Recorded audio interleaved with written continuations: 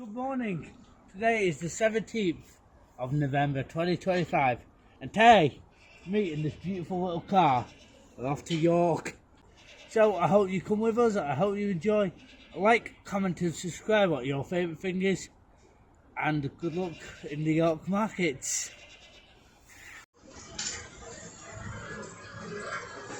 Hey up guys, my name is Liam and welcome to the Potions Cauldron. We're in York today, trying the Feast of the Festivals. I'm going for alcohol, and my camera woman is going for non-alcoholic. Sober tonight. Sober. Now, 50 millilitres of the vodka more. Plus 1 point, evil cackle on point. Now we call our vodka more, because once you've had some vodka, You want more? yes! Welcome to the Alcoholic Society. We don't do anonymity here though, we drink together in dark rooms, and as you saw, we learnt our names earlier, so we're all good to go. Okay. Yeah. Next up, the apple extract of the Venetian gods. Don't worry, they don't want it back. We killed them. The final bit. The basilisk's blood. That smells so nice. Yeah, it's very sweet. But this tastes of mixed fruits. It will turneth thine enemies to stone for up to 3 hours.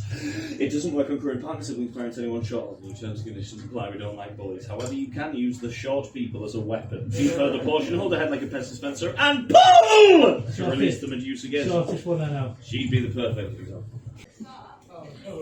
We've just been here at the Potion Cauldron and come to the experience. It was £29. You get 2 alcoholic cocktails, but there are kids' experiences to go. And delicious. So tonight we're going to go on a ghost walk with the shadows of York and the wonderful Dan. There's the right bar, behind there's me. the man.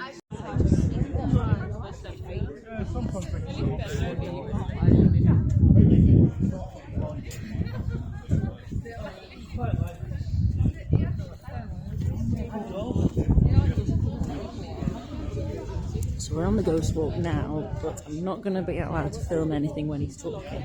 However, Liam will give a full rundown of everything once the tour is finished.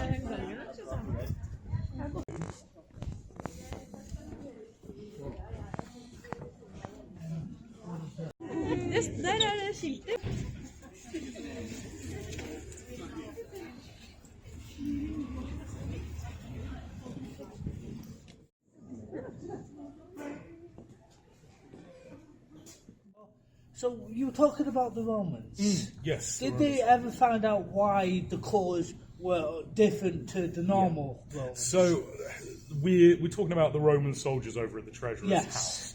house. Now, those soldiers, we have found one similar since that match a similar description, but never exactly perfect. So the green means they were most likely auxiliary troops. So they weren't like necessarily a proper legion of soldiers. They were most likely just people in reserve or in a backup. So auxiliary troops, that's what the green tunics means. Yeah.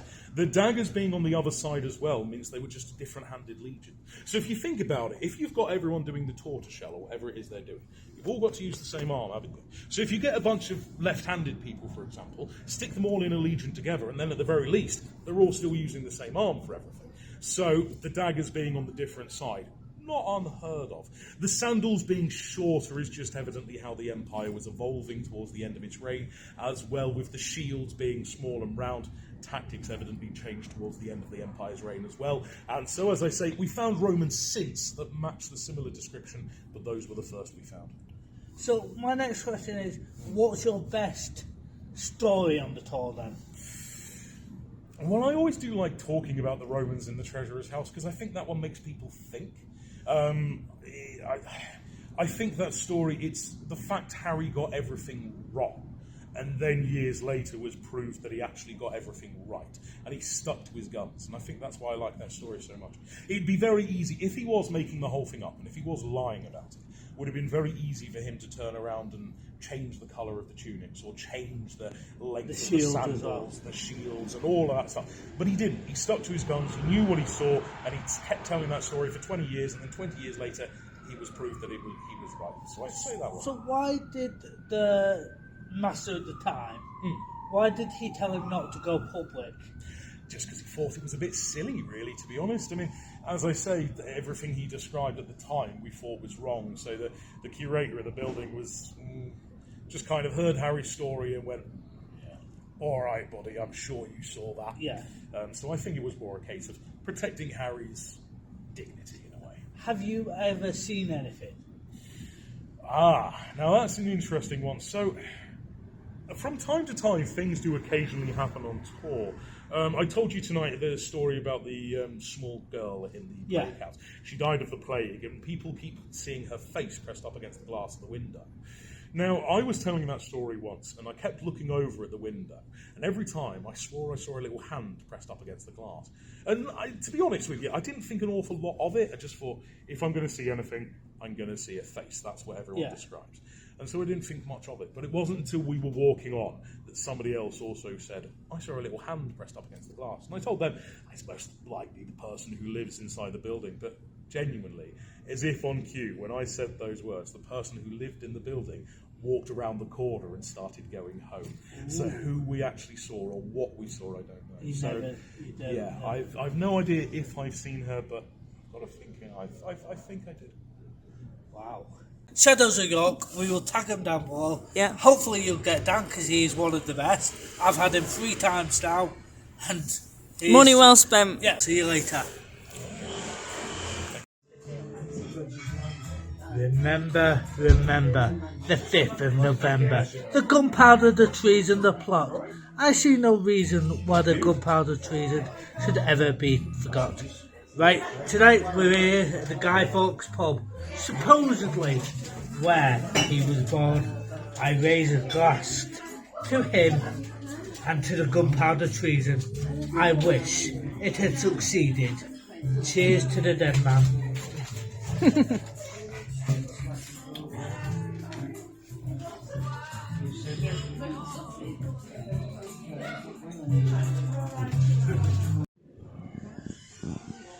Good evening. I'm here at the famous Shambles. It is Christmas, as you see, and it is quiet and dark. The best time because I can film for YouTube, for you all at home. Now, the Shambles has a dark and mysterious past. So every shop you see now down behind me is a different shop. However, here's a gory past of the Shambles you might not know. Each one of these buildings was a butcher's. So every night they used to chuck their toiletries, the carcasses out on the streets, and that's why it's called the Shambles. It got so bad that the council had to put a ditch in the road, so all the fluid, the carcasses and the blood used to go down the drain. Okay, and we've heard it's normally very, very busy down here. We have been here in the daytime, haven't we? But now, it's quiet. It's quiet, and with the lights, it's really nice. So it's a good opportunity to go down. It is, I'll tell you the time right now. It is 9 o'clock right now. Okay. So at this time at 9 o'clock, head down the Shambles. Yeah, so you think if people aren't interested in shopping, but they just want to look at all the wonky buildings and take everything in, it's probably a great time to come. It's a great time to come, and you can see all the buildings that were butchers. So, do come during the day, as you get to see the fantastic aromas and the fantastic people that walk down. Do you want to show us some of your favourite shops and businesses on the street? Come with me. First of all, everyone knows I have a sweet tooth. You do. Right here is one of my favourite shops. It is a traditional English sweet shop, and as you see right here, we have traditional English sweets. but my favourite are the colour cubes. So please do try. Right behind me is a pub that I've never tried before. Oh, the old Shambles Tavern. This shop behind me is unusual as it is a ghost factory. Right. As you see, some of the ghosts are here in the window, Oh, yeah. and you could take these ghosts home. They're highly collectible, aren't they? They are, but I'm going to ask the permission of the ghosts Oh, right. so we don't annoy them. Okay. Well, you're sticking the camera in the faces of each ghost. People can queue up for a long time, can't they, to come in here? I believe the queue was half an hour today, but That was quite short, apparently, for sometimes, yes, they said it was short, but some people can queue up All the around way, yeah, down the corner, road. they were saying. So Anywhere else that you've been? yeah, come on in, come with us. This is the Potion Cauldron, who you would have seen me film before outside of. It's a fantastic experience, a little bit expensive for what it was, but it's still a fantastic experience. Here, oh, It's my favourite shop. this is where he blows all of his wages. Oh yeah, this is the shop that must not be named, or aka the Harry Potter shop. Maybe, maybe not. That is one of my favourite shops of the Shambles. So we are heading to one of the most haunted pubs, supposedly, in Europe. Right. We are heading to the Golden Fleece. Well, let's go inside and see what's what. Very wonky in here, isn't it? Yeah, Well, just here it is. be very careful if you do come. Go on.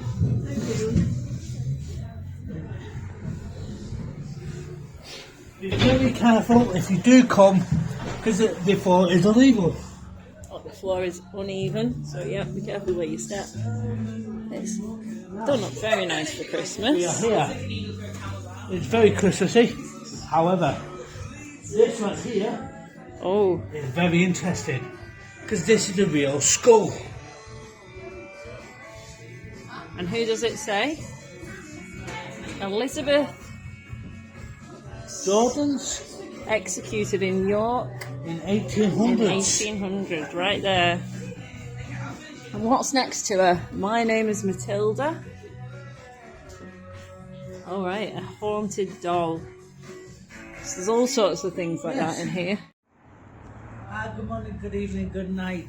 My name is Liam, and it's day 2 of York. Last night we stayed here at the Travel Lodge. A really comfortable night's stay. Breakfast is alright. The baths are meh, but it is a really comfortable night. Travel with us to York.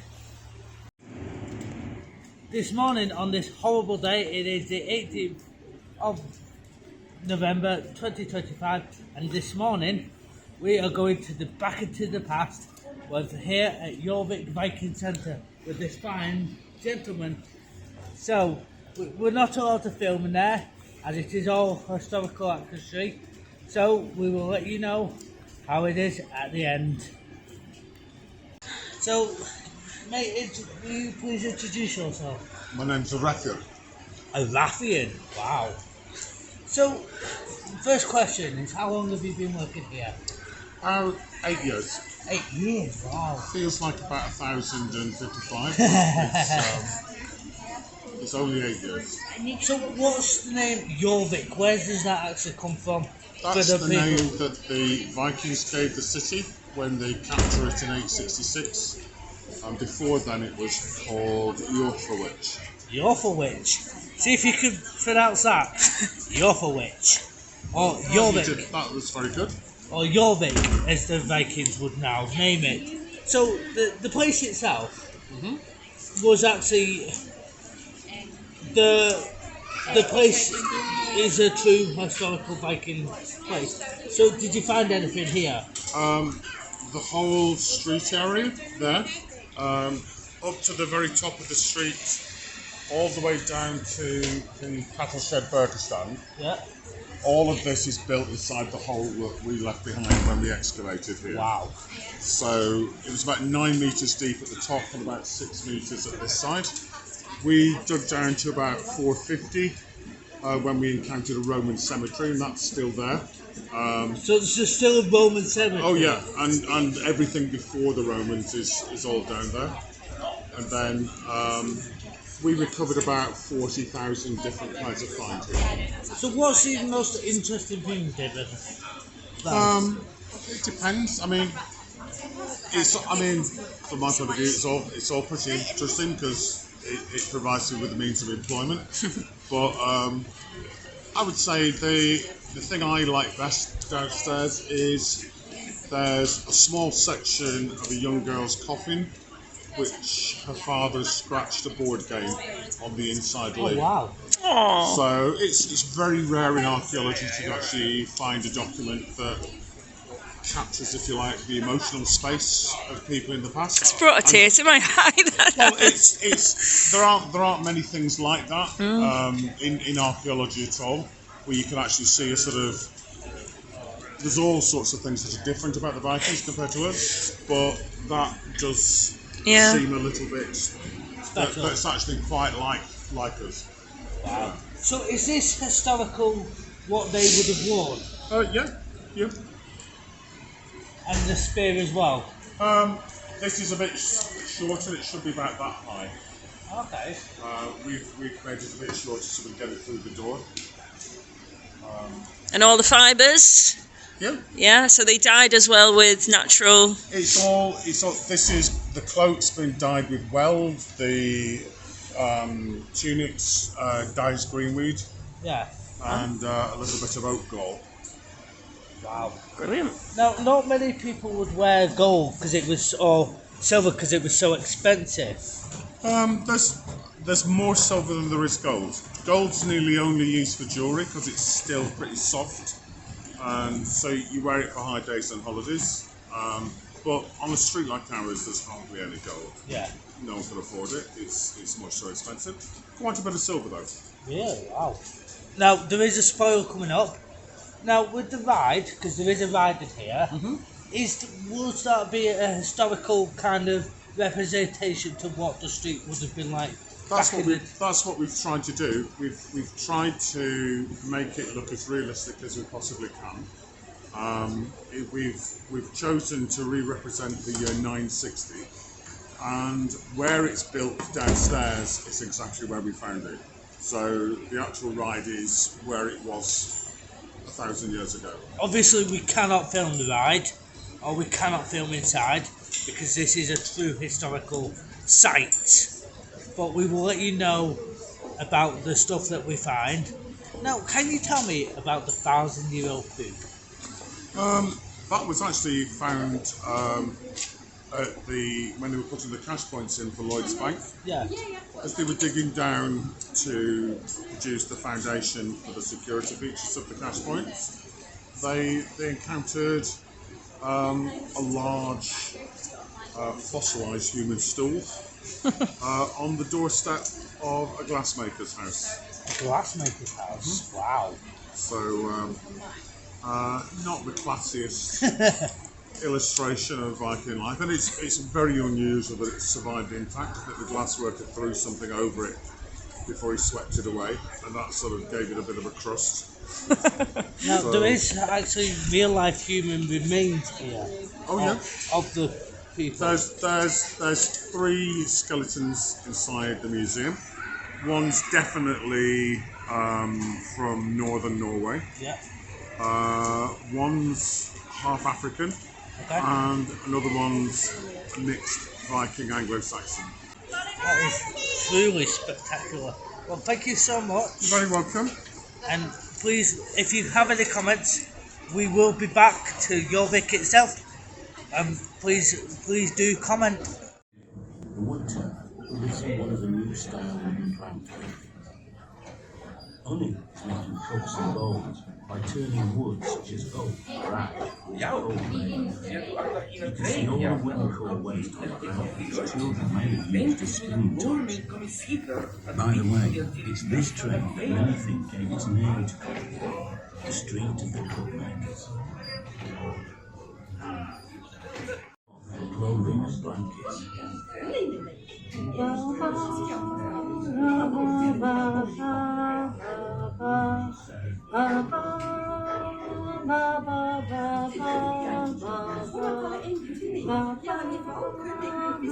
now moving into propagated sale, and Propagate is just one of the many streets in this city, which was home. This man doesn't look too happy to be disturbed, so perhaps we had better move.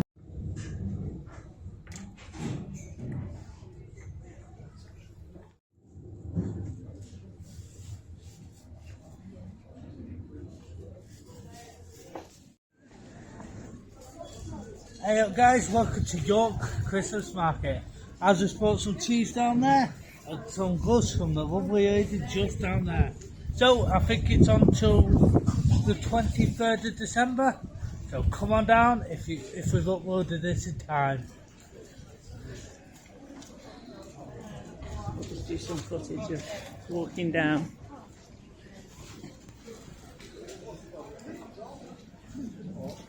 I think we're near the shambles here.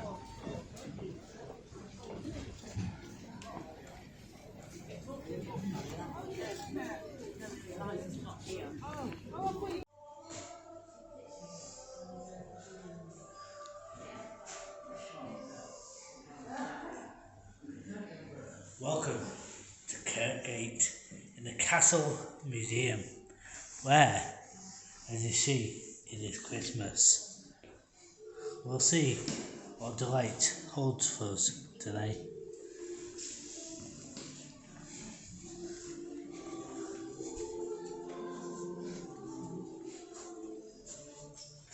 An old-fashioned carriage.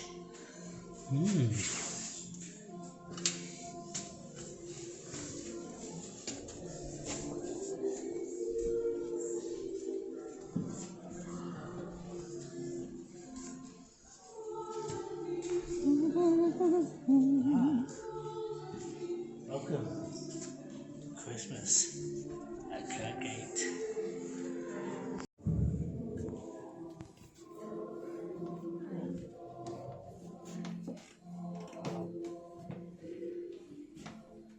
This is awesome.